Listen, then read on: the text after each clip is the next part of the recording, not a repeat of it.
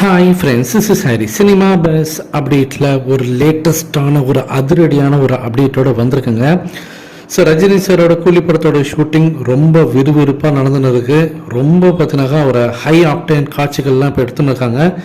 Rajini sir இப்போ வெளிநாட்டுக்கு போயிருக்காரு. தாய்லாண்டில் இந்த படத்தோடைய ஷூட்டிங் இப்போ எடுத்துன்னு. இந்த படத்தோடைய ஒரு முக்கியமான ஒரு சண்டை காட்சி வந்து அங்கே வந்து படமாக்கினுக்கிறதாக இப்போ லேட்டஸ்டான தகவல் தெரிவிக்குது. என்ன விஷயம் அப்படின்னு பார்க்கும்போது, இந்த படத்தோட எதிர்பார்ப்பு நாளுக்கு நாள் அதிகரிச்சுக்கிட்டே தான் இருக்குது. சமீபத்தில் வந்து அந்த பாடல் பார்த்தீங்கன்னாக்கா இன்னும் அதோட எதிர்பார்ப்பு எகிரி விட்டுது. ஹைதராபாத்தில் ஷூட் பண்ணாங்க, சென்னையில் ஷூட் பண்ணாங்க. ரஜினி சார் நடுவில் வந்து ஏர்போர்ட்டில் வந்து பேட்டி கொடுத்துருந்தாரு. 75% ஆஃப் ஷூட்டிங் முடிச்சிருச்சு, இன்னும் கொஞ்சம் வந்து வெளிநாட்டில் ஷூட்டிங் எடுக்க வேண்டியதாக இருக்குது அப்படின்னு சொல்லியிருந்தாரு.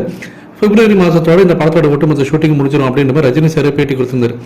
ஸோ அந்த வகையில் பார்த்தீங்கன்னா இப்போ தாய்லாந்து ரஜினி சார் போயிருக்காரு. அங்கே இந்த படத்தோடைய அந்த கிளைமேக்ஸ் காட்சிக்கான அந்த சண்டை காட்சி தான் எடுத்துனாக்காங்க அப்படின்ற மாதிரி தகவல் வந்துன்னு இருக்குது. ஸோ இதை பற்றி நான் ஃபுல் டீட்டெயில் நான் கலெக்ட் பண்ணிவிட்டு கூடி சீக்கிரமே உங்களுக்கு நான் ஒரு வீடியோ ஒன்று போடுறேன். இதில் ஒரு விஷயம் நம்ம சொல்லி ஆகணும். ரஜினி சார் அவரோட படத்துக்காக வெளிநாட்டுக்கு போயிட்டு ஷூட் பண்ணுறது ரொம்ப வருஷம் கழிச்சு அவர் இப்போ தான் பண்ணுறாரு.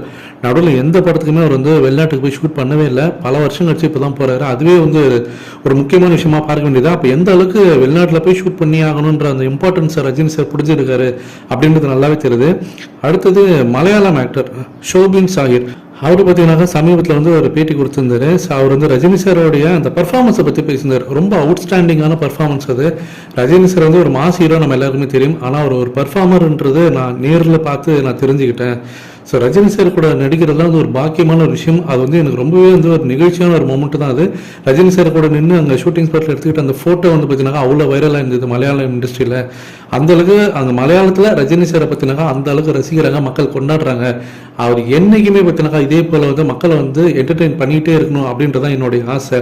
இந்த படம் வேற லெவலில் இருக்கும் அப்படின்ற மாதிரி அவருடைய பேட்டி பார்த்தீங்கன்னாக்கா இப்போ ஆன்லைன் சோஷியல் மீடியாவில் வைரலாக எனக்கு. நீங்கள் எந்த அளவுக்கு கூலி படத்து மேலே ஒரு எதிர்பார்ப்புடன் காத்திருக்கீங்க அப்படின்றத மறக்காம கீழே சொல்லுங்க ஃப்ரெண்ட்ஸ்.